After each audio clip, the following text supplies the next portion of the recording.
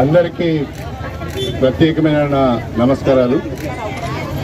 మన జనగామ జిల్లా సిపిఐ మరియు అనుబంధ సంఘాలు ప్రజా సంఘాల ఆధ్వర్యంలో కేంద్ర ప్రభుత్వము అనుసరిస్తున్న రైతు వ్యతిరేక విధానాలకు నిరసనగా నేను చేపట్టిన ఈ కార్యక్రమానికి నా సంపూర్ణ మద్దతు ఉంటుంది అని చెప్పి నేను ఈ సందర్భంగా తెలియజేస్తున్నా.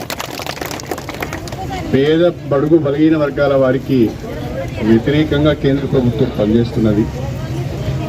పేద బడుగు బలహీన వర్గాల వారి సంక్షేమాన్ని దృష్టిలో పెట్టుకొని వారి విద్య వైద్య అవసరాలను దృష్టిలో పెట్టుకొని ఇంతవరకు ఒక పథకాన్ని కూడా కేంద్ర ప్రభుత్వం తీసుకురాలేదు.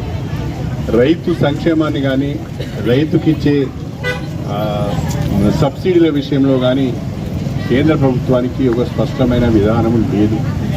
అంతకంటే మించి రైతును అప్పుల ఊబి నుంచి బయటికి తీసుకురావాలి, రైతుల యొక్క పంట రుణాలు మాఫీ చేయాలని రాష్ట్ర ప్రభుత్వాలు ఒకవేళ నిర్ణయం తీసుకుంటే ఆ రాష్ట్ర ప్రభుత్వాలను వాళ్ళ విధానాలను వ్యతిరేకించే విధంగా కేంద్ర ప్రభుత్వం యొక్క వైఖరి ఉంది తప్ప ఆ రాష్ట్ర ప్రభుత్వాలను సమర్థించే పద్ధతిలో కేంద్ర ప్రభుత్వ వైఖరి లేదు.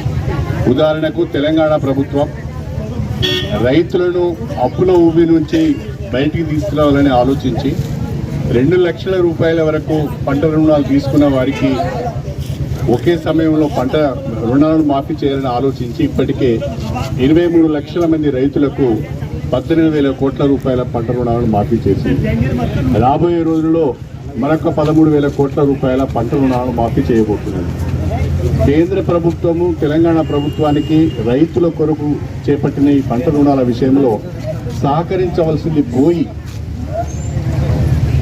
మోకాలంటే ప్రయత్నం చేస్తున్నది అని చెప్పి నేను ఈ సందర్భంగా తెలియజేసుకుంటున్నాను.